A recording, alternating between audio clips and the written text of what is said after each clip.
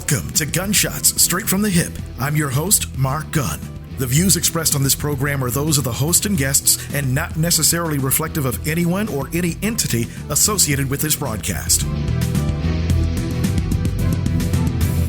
This episode is brought to you by the Centers for Disease Control. The best way to protect yourself from 2019 novel coronavirus is to avoid being exposed to the virus. Additionally, there are preventative actions that you can take to protect yourself and your family from the spread of respiratory viruses that can make you sick. These include stay home if you're sick, cover your cough, and wash your hands. For more information, visit coronavirus.gov. That's coronavirus.gov.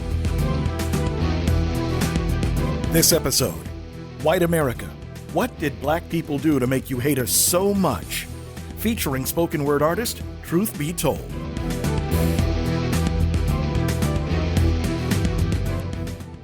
If this episode comes off as somewhat hostile, it's because it's meant to be.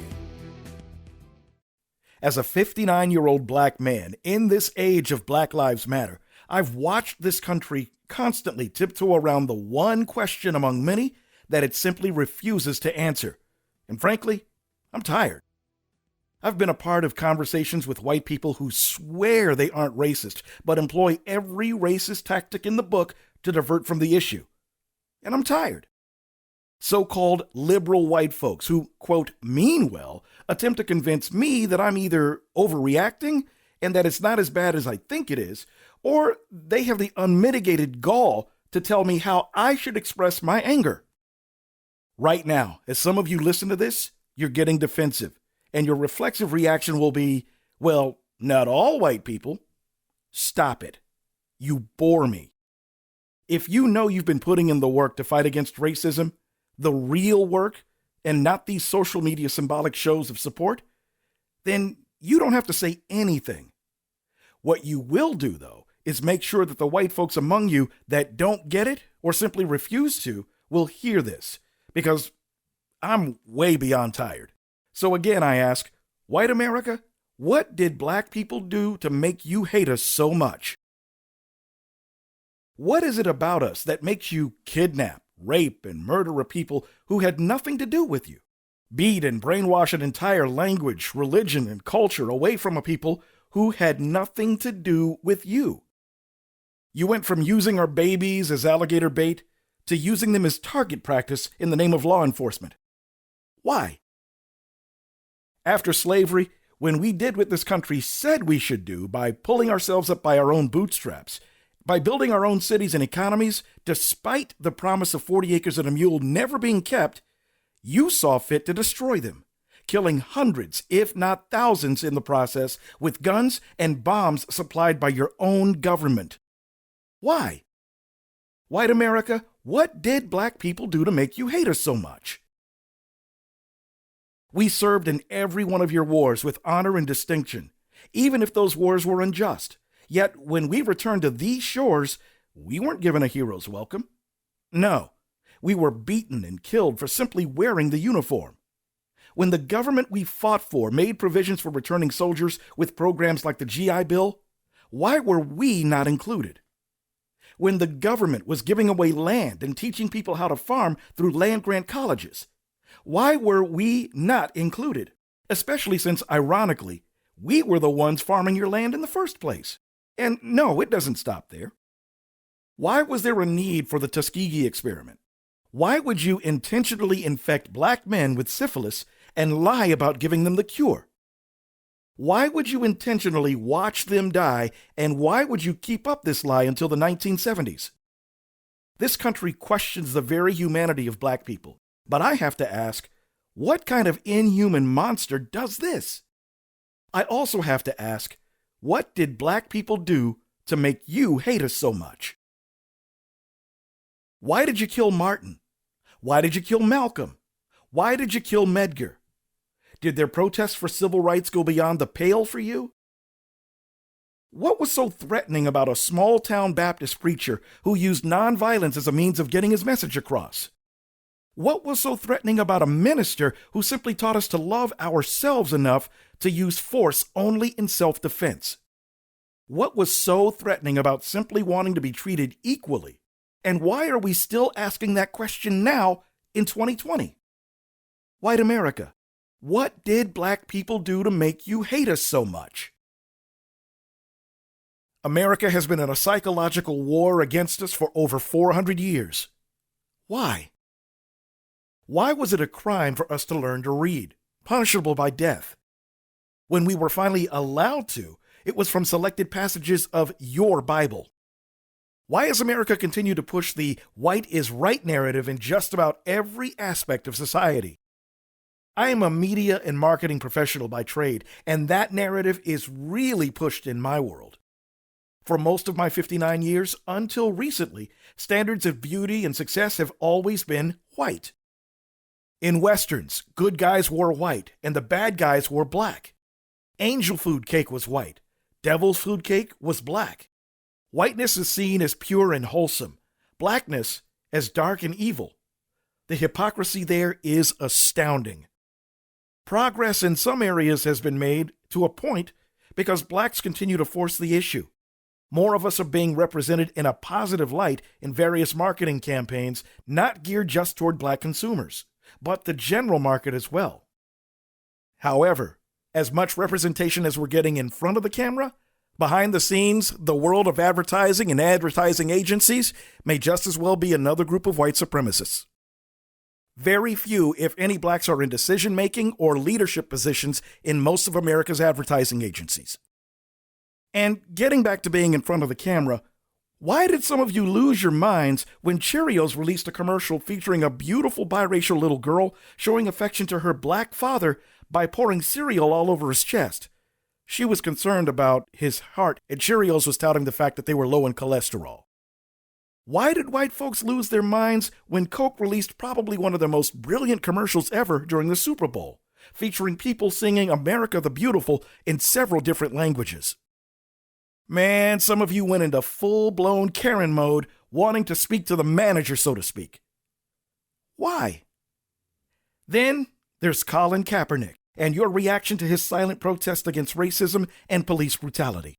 Perhaps the biggest display of American hypocrisy I've ever seen in quite some time. This country that holds up the value of freedom of speech went into full-blown America, love it or leave it mode. This black man, who at the advice of a Special Forces veteran went from sitting silently on a bench during the national anthem to taking a knee as a sign of respect to fallen soldiers, clearly stated his reasons for doing so. But instead of doing what most reasonably intelligent people would do and take Cap at his word, lots of you contorted yourselves into an unrecognizable bag of human stupidity and came up with every other reason under the sun as to why Kaepernick was wrong for protesting in such a manner. Why? You started burning the Kaepernick jersey you already paid for, and for some of you idiots, you went as far as buying a Cap jersey just to burn it on social media. You did the exact same thing when Nike inked a deal with Kaepernick and took his social justice campaign to a whole nother level. You burned all the Nike gear that you already paid for. Why? Do you think you were teaching the NFL a lesson? You boycotted the NFL when more players started taking a knee. You cheered when 45 called players sons of bitches, and every one of your conservative talking head heroes whined about politics not belonging in sports, while not telling you that politics has always been a part of sports. Why? What is it about athletes using their power and influence to speak out against racism that bothers you so much? White America, what did black people do to make you hate us so much? Coming up, since it's painfully obvious that this question will most likely never be answered, I'll offer some answers of my own, and I'll introduce you to a brilliant spoken word artist who has quite a bit to say on the subject. His name is Truth Be Told. More after this. If you're an advertiser, one of the most important things about getting your message out is actually standing out from the rest of the crowd. If you're listening to this program right now, this is where you'd hear your commercial. As an exclusive sponsor of Gunshots Straight from the Hip, your commercial is professionally produced and gets a longer shelf life based on your needs. Gunshots Straight from the Hip is a unique and compelling program unlike anything else in the marketplace. Episodes are available for download on iTunes, TuneIn, and MarkGunnMedia.com. And depending on how you tailor your message, the potential for new and repeat customers is that much greater. Best of all, it's extremely cost-effective. If you'd like more information on how you can be a sponsor of this broadcast, call Mark Gunn Media Inc. at 502-407-0283. That's 502-407-0283. Or log on to markgunnmedia.com. The People's Station for over 70 years. 1350 AM, 104.7 FM, WLOU Louisville. The original soul of Louisville. Online at WLOUFM.com. 104.7 For downloads of this and past episodes and information about all the multimedia services we offer, log on to our website at www.markgunnmedia.com. That's markgunnmedia.com. Welcome back to Gunshots Straight from the Hip. My name is Mark Gunn. Remember, you can download and subscribe anywhere you get your podcast. And if you listen on iTunes, I'd really appreciate you leaving a review. It helps to get more ears on what we're doing. In this episode, I'm asking white America, what did black people do to make you hate us so much? You'll also be hearing from spoken word artist Truth Be Told. Here in Louisville, Kentucky, protesters have been on the streets for over 3 months now because there have still been no arrests in the murder of Breonna Taylor. We have a mayor who's being investigated for possible corruption and an attorney general who seems to be more interested in kissing Donald Trump's ass than in actually solving the crime. When it comes to us being murdered at the hands of police, why do some whites always side with the police no matter what? Why do we hear things like, well, he must have done something, or was it on video? And the ever popular lie, if you don't do anything wrong, you don't have anything to worry about. Or the variation of, if you don't resist the police, you don't have to worry. Now, I could spend the rest of this episode reciting the names of dead black people that prove all of these fallacies to be lies. Why are we in the streets again? Why is justice delayed so often justice denied again? And why do some of you insist on telling us how we should protest, how we should express our grief and anger? Oh, you're quick to evoke the name of Martin Luther King when you know nothing more than the one line of his I Have a Dream speech. I get it. You like your blacks, sweet and docile, as Langston Hughes once wrote. But answer this. Why do you still bask in your ignorance instead of taking the time to actually learn more about the man? You'd be shocked to the core to learn that Martin Luther King Jr. was as radical as Malcolm X.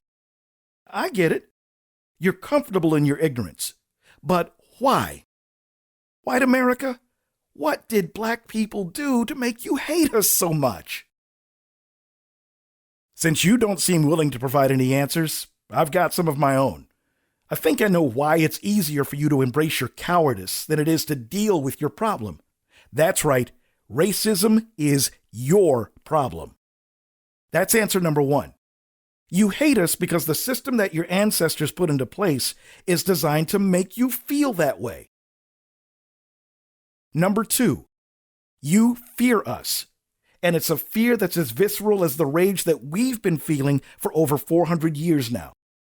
Some of you have even stated it time and time again. Your deep-seated fear is that if blacks were to ever gain true equality, we would do to you what you have done to us.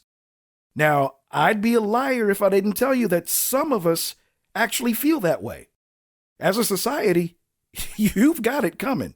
But, as we've often also said, you should be glad that the only thing we want is equality and not revenge. 3. White America's moral inferiority. For all of your preaching and posturing about human rights abuses around the world, white America has been among the biggest culprits. Maya Angelou once stated that when it comes to racism, blacks will always have the moral high ground. You see, deep down in that thing you call a soul, you know that America has always been wrong in its treatment of black people. But, and here's number 4, you're trapped in between the American delusion that you've been brainwashed with and the American reality that is forcing you to finally wake up from your red, white, and blue coma. 5. You hate us because deep down, you've never, ever seen us as human. Oh, we can sing, dance, and bounce a ball for you, Laura Ingraham. You love us as long as we're entertaining you. We can even be your rape victims when, as a slave owner, it was your God-given right, according to you, to visit such evil on an innocent woman or child. Oh yeah, there were some child rapists back in the days of slavery. Another form of entertainment for you. 6. You see true equality as a zero-sum game. Somewhere in your disease-addled mind, you've convinced yourself that your whiteness loses its value if blacks are on an even playing field. And 7. As a white person, for hundreds of years, you've been taught that you were superior to us in every way possible. That you are entitled to the best of everything, even though you've earned very little of it, if you've earned any of it at all. You hate us because you're seeing that lie being disproven every single day. It kills you when you see stories of black kids being accepted into your Ivy League colleges because they were simply better than your kids. They didn't have to cheat their way in like Lori Loughlin or Felicity Huffman. It kills you when you see an educated black man or woman on television calling you out to your face about your racism while using words you're too stupid to understand. How about the black man that speaks 6 or 7 different languages and you have the nerve to throw a temper tantrum if he's using one of those languages in your presence? Oh, I've heard it. You're in America. Speak English. That's another one of your pathetic racist screeds. And I can only imagine the psychological trauma you endured for 8 years when non-racist white people and everybody else elected the nation's first black president. How did it feel that when you had to say that a brother named Barack Hussein Obama was the leader of what you thought was a white Christian nation? Here comes this highly educated black man who's had the same wife for well over 20 years, 2 beautiful daughters, and no scandals. And they fly in the face of every single stereotype you've ever believed about black people. Unlike your barely literate white supremacist messiah who's had 5 kids by 3 different women. Hell of a role model. Bottom line is that you hate us because you are cowards. You fear that you're being bred out of existence. Your so-called American way of life is vanishing right before your eyes. And I thank God, Buddha, Allah, or whomever for that. There is no longer a place for your kind of ignorance, and the sooner that you realize that, the better off the rest of us will be. Coming up, a few thoughts from spoken word artist, Truth Be Told, right after this. One of the biggest accomplishments we've had over the past year is the continued growth of our podcast, Gunshots Straight from the Hip. If you haven't heard it, you can check it out now on our website at markgunmedia.com or on iTunes, iHeartRadio, Spotify, Google Podcasts, or the TuneIn Radio app. You can also subscribe to our YouTube channel. Past episodes are available for download right now. Each episode is written and produced from a perspective not heard enough in this medium, the black perspective. However, Gunshot Straight from the Hip is not limited to a black audience. Anyone can get something out of it. We tackle social and political issues, sometimes some slice of life stuff, in a way that's very compelling and unlike any other podcast on the market right now. With my experience as an award-winning audio producer and a reputation for being rather outspoken, Gunshots Straight from the Hip is something you won't want to miss. Over the next year, we want to add more subscribers with a goal of 1,000 new subscribers every month. If you haven't joined us yet, go to our website, markgunmedia.com, and hit the podcast link. You could also subscribe wherever you get your podcasts. If you're already with us, thank you. We just ask that you turn your friends and family on to us. Remember, we have a goal of 1,000 new subscribers every month, and we can't do it without your support. That's Gunshots Straight from the Hip, available right now at markgunmedia.com, iTunes, iHeartRadio, Spotify, Google Podcasts, or the TuneIn Radio app. You can also subscribe to our YouTube channel. Thank you. Mark Gunn Media. No hype, no hoopla, just damn good work. This is the new sound of 104.7 WLOU. Stevie Wonder.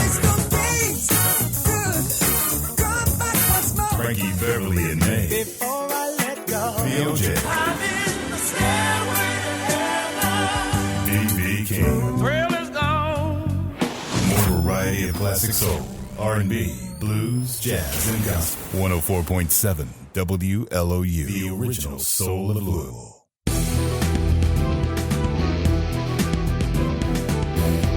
For downloads of this and past episodes and information about all the multimedia services we offer, log on to our website at www.markgunmedia.com. That's markgunmedia.com. Welcome back to Gunshot Straight from the Hip. I'm your host, Mark Gunn. Remember, you can subscribe and download this and other episodes by going to our website at markgunmedia.com, iTunes, Spotify, YouTube, and anywhere else you get your podcasts. This episode, White America, what did black people do to make you hate us so much? I want to introduce you to a young man I've known for well over a decade. He started out as a protege of mine while in radio, but his true gift was in the spoken word. He's an award-winning artist who's been a part of national advertising campaigns, concert tours, and his work literally speaks for itself. Here with a piece called Jacob's Ladder, What It's Like to Be a Black Man in America, is Truth Be Told. It's a fucking exhausting climb. Having your rites of passage be the talk instead of bar mitzvahs and looking over your shoulder while under surveillance in white spaces, it's apologizing for being shot. Apologizing for not being perfect. It's having people tell you about a life they know nothing about. It's your skin becoming so weaponized that 17-year-old Trayvon is deemed a justifiable homicide while 17-year-old white boys with AR-15s aren't even seen as a threat. It's having emotions be seen as validation for your assassination. It's taking brown sugar, cream, and trauma with your coffee daily and sometimes not being there for loved ones because you couldn't be there for yourself.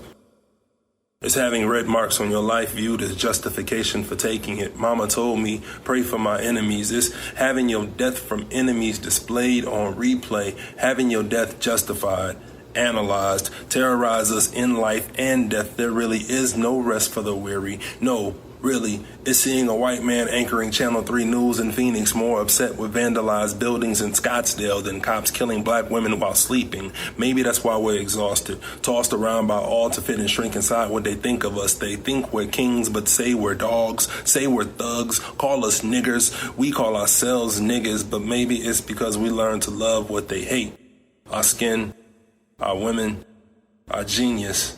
Mama told me pray for my enemies. Dad told me ignition off, keys on the dash, slow movements, yes sir, no sir, hands at 10 and 2 and you still might see your final hour. It's white folk talking like 80 stereotype characters as they greet me in feeble attempts to show they're down. I'm a good person, I swear bro. Calling me bro like Cain ain't kill Abel. It's me rhyming because as long as I'm entertaining, I'm less likely to be seen as a threat, more apt to capture your attention. Listen. It's saying listen when we speak because being heard ain't something we're used to. It's happening again.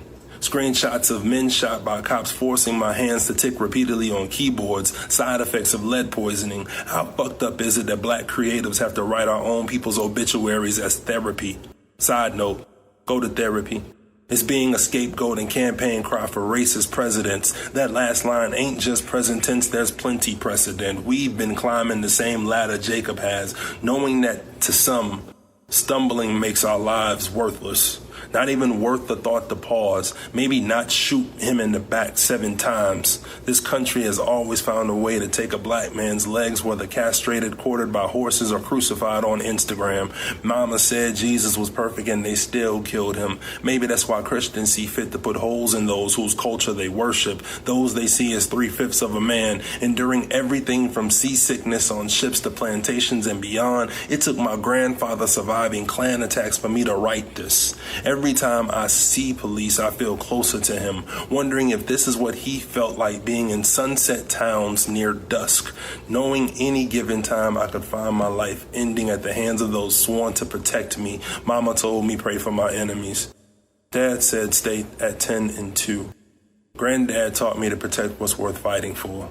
Being a black man is fighting for your space while fighting for your world, your peace, and yourself. It's the same as what you were told by James, by Nina, by Langston, by Nikki. Shit, since we've been here, it's been the same fucking exhausting climb. That was Truth Be Told with Jacob's Ladder, What It's Like to Be a Black Man in America. You can find more of his work at truthbetold.net. That's the word truth, the letter B, and the word told.net. You can find him on Instagram at Truth Be Told and on Twitter at Truth Be Told Poet. I'm sure he'd love to hear from you.